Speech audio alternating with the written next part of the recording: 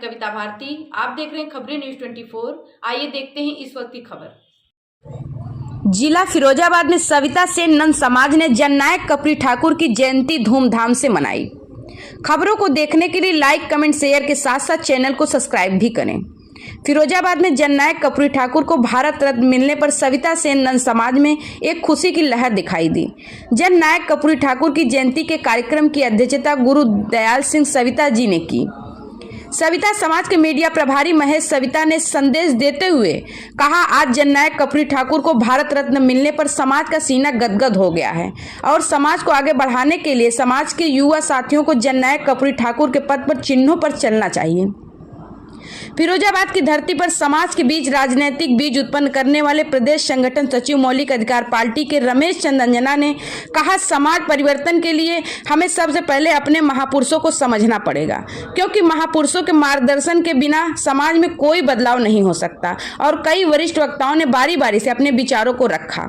Bureau report, Firozabad, Uttar Pradesh. Gautam ji बोल रहे थे, बड़ा ओजस्वी भाषण था, बहुत अच्छा लगा।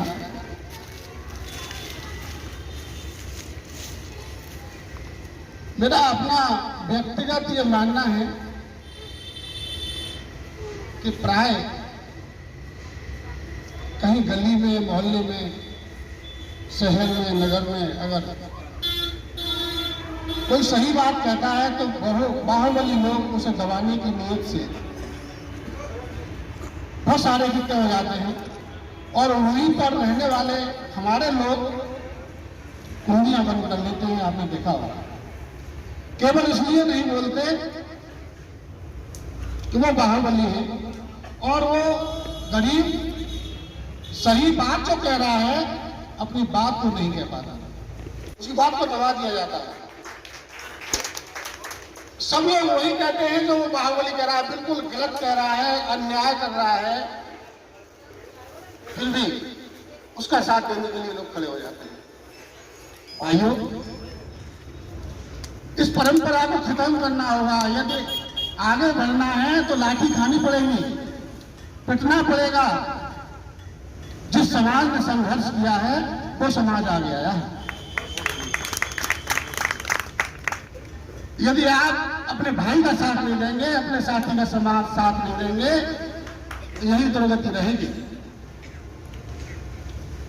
समाज के उत्थान के लिए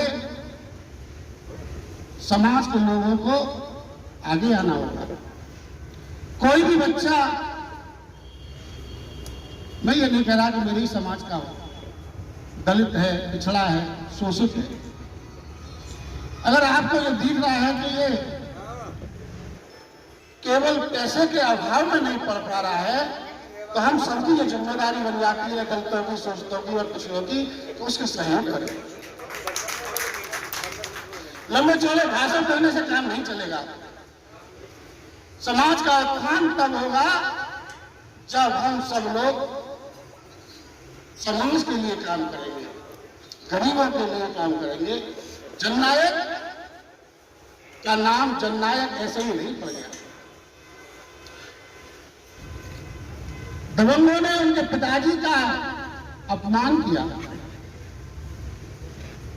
बावजूद इसके उन्होंने उनको छोड़ा दिया।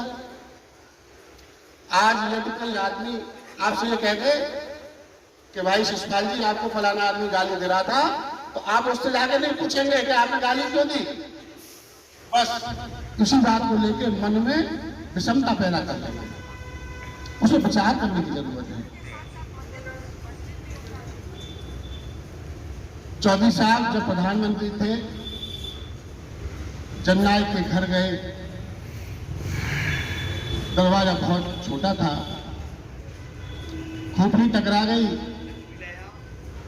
जब उन्होंने कहा